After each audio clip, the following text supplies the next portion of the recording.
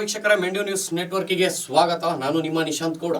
ವೀಕ್ಷಕರ, ಇವತ್ತು ಒಂದು ಪ್ರಮುಖ ಸುದ್ದಿಗಳತ್ತ ಒಂದು ಗ್ಲಾನ್ಸ್ ಮಾಡೋಣ. ಏನು ಈ ಸಿದ್ದರಾಮಯ್ಯವರ ಮೂಢ ಕೇಸ್ ಇದೆಯಲ್ಲ, ಇದಕ್ಕೆ ಗವರ್ನರ್ ಆದೇಶ ಕೊಟ್ಟಿದ್ದಾರೆ. ಏನಂತ ಆದೇಶ ಕೊಟ್ಟಿದ್ದಾರೆ ಅಂದರೆ, ತನಿಖೆ ಪ್ರಾರಂಭ ಮಾಡಿ ಅಂತ ಆದೇಶ ಕೊಟ್ಟಿದ್ದಾರೆ. ಏಕೆ ಈ ತನಿಖೆಗೆ ಪ್ರಾರಂಭ ಮಾಡಬೇಕು ಅಂದರೆ, ಏನು ಈ ಸಿದ್ದರಾಮಯ್ಯವರ ಮಿಸ್ಸಸ್ಗೆ ಇವರು 2 ಸೈಟ್ಗಳನ್ನು ಗೊತ್ತಿಲ್ಲದೆ ಅಥವಾ ಗೊತ್ತಿಲ್ದೇನೋ ಮಾಡಿಸಿರ್ತಾರಲ್ಲ ಅವ್ರ ಹೆಸರಿಗೆ. ಅದರ ಪ್ರಕಾರ ಇವತ್ತು ಏನು ಈ ಸಿದ್ದರಾಮಯ್ಯವ್ರ ವಿರುದ್ಧ ಏನೆಲ್ಲ ಚರ್ಚೆಗಳು ನಡೀತಾ ಇತ್ತು, ಇವ್ರು ಮಾಡಿದ್ದಾರೆ ಅಂತ, ಅದಕ್ಕೆ ಗವರ್ನರು ಒಂದು ಫಿನಿಶಿಂಗ್ ಕೊಟ್ಟಿದ್ದಾರೆ. ನೀವು ಈ ವಿಚಾರಣೆನ ಮುಂದುವರಿಸಿ ವಿಚಾರಣೆ ಮಾಡಿ ಅಂತ. ಇದಕ್ಕೆ ಸಿದ್ದರಾಮಯ್ಯವರು ತಿರುಗೇಟು ಏನಂತ ಕೊಟ್ಟಿದ್ದಾರೆ ಅಂದರೆ, ಅನುಮತಿ ಅವ್ರು ಕೊಟ್ಟಿರ್ಬೋದು, ಆದರೆ ಅದಕ್ಕೆ ನಾವು ನನ್ನ ಲಾಯರ್ ಇದ್ದಾರೆ, ಅವ್ರ ಹತ್ರ ವಕೀಲರು ಏನು ಮೇನ್ ಆಗಿರೋವಂಥವ್ರು ಯಾರು ಅಂದರೆ ಕಪಿಲ್ ಸಿಬಲ್ ಹಾಗೂ ಅಭಿಷೇಕ್ ಮನು ಅಂತ. ಇವರಿಬ್ಬರು ಪರವಾಗಿ ಇವರು ಹಿರಿಯ ವಕೀಲರಾಗಿರ್ತಾರೆ ವೀಕ್ಷಕರೇ. ಇವರಿಂದ ಏನು ಆದೇಶ ಬಂದಿರುತ್ತಲ್ಲ ಅದನ್ನ ರದ್ದುಗೊಳಿಸೋ ಥರ ಅವರು ವಕೀಲರಿಗೆ ಹೇಳಿರುವಂಥದ್ದು. ಇವರು ಹಿರಿಯ ವಕೀಲರಾಗಲಿಂದ ಹಲವಾರು ಕೇಸ್ಗಳನ್ನು ಗೆದ್ದಿರ್ತಾರೆ ವೀಕ್ಷಕರೇ. ಅದಕ್ಕೆ ಅವ್ರನ್ನೇ ಇವರು ವಕೀಲರನ್ನಾಗಿ ತಗೊಂಡು ಇವರಿಬ್ಬರನ್ನ ಕೇಸು ಮುಂದೂಡಿಸ್ರಿ ಅಂತ ಹೇಳಿದ್ದಾರೆ. ಇನ್ನು ಮತ್ತೊಂದು ಕಡೆ ನೋಡೋದಾದ್ರೆ, ಇದೇ ವಿಚಾರವಾಗಿ ಇದೇ ಕೇಸ್ ಪ್ರಕರಣಕ್ಕಾಗಿ ಇನ್ನು ಇವತ್ತು ರಾಜ್ಯಾದ್ಯಂತ ಕಾಂಗ್ರೆಸ್ನಿಂದ ಪ್ರತಿಭಟನೆಗಳು ಸ್ಟಾರ್ಟ್ ಆಗಿದೆ. ಏನಕ್ಕೆ ಅಂದರೆ, ಸಿದ್ದರಾಮಯ್ಯವ್ರು ಯಾವುದೇ ತಪ್ಪು ಮಾಡಿಲ್ಲ, ಸಿದ್ದರಾಮಯ್ಯ ಒಳ್ಳೆ ವ್ಯಕ್ತಿ.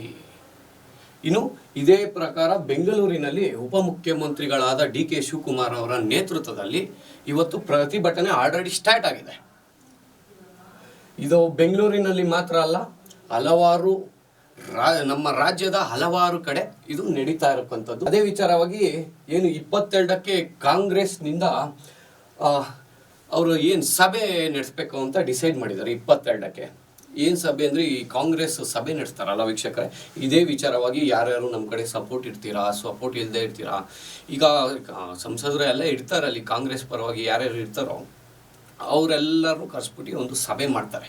ಈ ಕೇಸ್ ಪರವಾಗಿ ಯಾರೆಲ್ಲ ಸಪೋರ್ಟ್ ಮಾಡ್ತೀರಾ, ಸಪೋರ್ಟ್ ಮಾಡಲ್ಲ. ಈಗ ಸಿದ್ದರಾಮಯ್ಯವ್ರು ಏನಾದರೂ ಈ ಕೇಸು ಏನಾದರೂ ಮುಂದೂಡಿ ಇವ್ರೇನಾದ್ರು ಜೈಲಿಗೆ ಹೋಗ್ಬೇಕಂತದ್ದು ಬಂದರೆ ಅದೆಲ್ಲ ಇವರು ಡಿಸೈಡ್ ಮಾಡಬೇಕಾಯ್ತು. ಅದಕ್ಕಾಗಿ ಸಂಪುಟ ಸಭೆ ನಡೆಸ್ತಾ ಇದ್ದಾರೆ ಕಾಂಗ್ರೆಸ್ ಪರವಾಗಿ.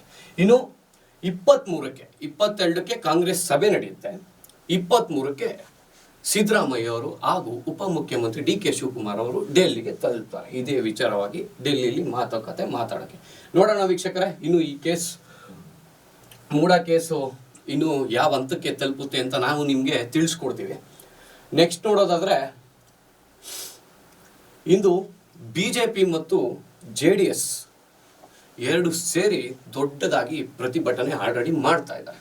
ಏಕೆಂದರೆ ನಾನು ಆವಾಗಲೇ ಹೇಳಿದಾಗೆ, ಈ ಮೂಢ ಕೇಸ್ ಪ್ರಕಾರವಾಗೇ ಸಿದ್ದರಾಮಯ್ಯವರು ರಾಜೀನಾಮೆ ಕೊಡಬೇಕು, ಅವರನ್ನು ಜೈಲಿಗೆ ಹಾಕಬೇಕು, ಆ ಕೇಸ್ನ ಯಾವುದೇ ಕಾರಣಕ್ಕೂ ಬಿಡಬಾರ್ದು, ತನಿಖೆ ಮಾಡಲೇಬೇಕು ಅಂತ ಹೇಳ್ಬಿಟ್ಟು BJP ಮತ್ತು JDS ಪ್ರತಿಭಟನೆ ಮಾಡ್ತಾ ಇದ್ದಾರೆ.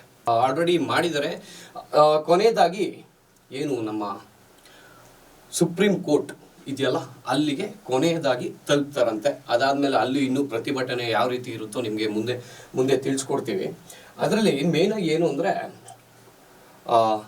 ಕುಮಾರಸ್ವಾಮಿಯವರು ಏನು ಹೇಳಿದ್ದಾರೆ ಅಂದರೆ, ಸಿದ್ದರಾಮಯ್ಯವರು ಯಾವುದೇ ಕಾರಣಕ್ಕೂ CM ಸೀಟ್ಗೆ ರಾಜೀನಾಮೆ ಕೊಡಲ್ಲ. ಅದು ನನಗೆ ಗೊತ್ತಿರೋ ವಿಷಯ.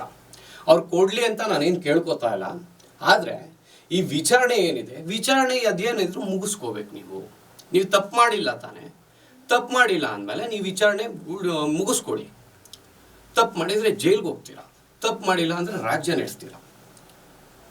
ಇದು ನಮ್ಮ ಕೇಂದ್ರ ಸಚಿವರಾದ ಕುಮಾರಸ್ವಾಮಿ ಅವರ ಬಾಯಲ್ಲಿ ಬಂದಿರೋಂಥ ಮಾತು. ನಾವು ಹಲವಾರು ದಿನಗಳಿಂದ ನೋಡ್ತಾ ಇದ್ದೀವಿ, ಈ BJP ಮತ್ತು JDS ಪ್ರತಿಭಟನೆ ಮಾಡ್ತಾನೆ ಇದ್ದಾರೆ. ಮೈಸೂರಿಂದ ಬೆಂಗಳೂರವರೆಗೂ ಕಾಲುನಡಿಗೆ ಬಂದರು, ಆದರೂ ಏನೂ ಆಗಲಿಲ್ಲ. ಏನು ಇವ್ರು ಪ್ರತಿಭಟನೆ ಮಾಡಿದ್ಕೋ ಅದಕ್ಕೇನೋ ಗೊತ್ತಿಲ್ಲ, ಗವರ್ನರು ವಿಚಾರಣೆ ಮುಂದೂಡಿಸಿ ಅಂತ ಹೇಳಿದ್ದಾರೆ. ಇಂದೂ ಸಹ ಇವ್ರ ಪ್ರತಿಭಟನೆ ನಡೀತಾ ಇದೆ. ನೋಡೋಣ ವೀಕ್ಷಕರ, ಇನ್ನು ಇವರು ಪ್ರತಿಭಟನೆಗಳು ಇನ್ನೂ ಎಷ್ಟು ಮುಂದೂಡ್ತಾವ, ಒಂದು ಕಡೆ ಕಾಂಗ್ರೆಸ್ ಒಂದು ಕಡೆ ಆದರೆ ಮತ್ತೊಂದು ಕಡೆ BJP ಮತ್ತು JDS ಪ್ರತಿಭಟನೆಗಳು ನಡೀತಾ ಇದೆ.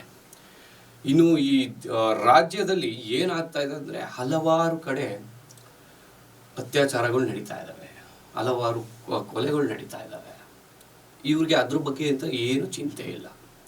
ಇವ್ರಿಗೆ ಇವ್ರದೇ ಆದಂಥ ಸಮಸ್ಯೆಗಳಿವೆ, ಅದನ್ನೇ ಇವರು ಮುಚ್ಚಾಕೋಣಕ್ಕಾಗ್ತಾ ಇಲ್ಲ. ಇನ್ನು ರಾಜ್ಯದ ಜನರ ಪರಿಸ್ಥಿತಿ ಏನು ನೋಡ್ತಾರೆ ಇವರು?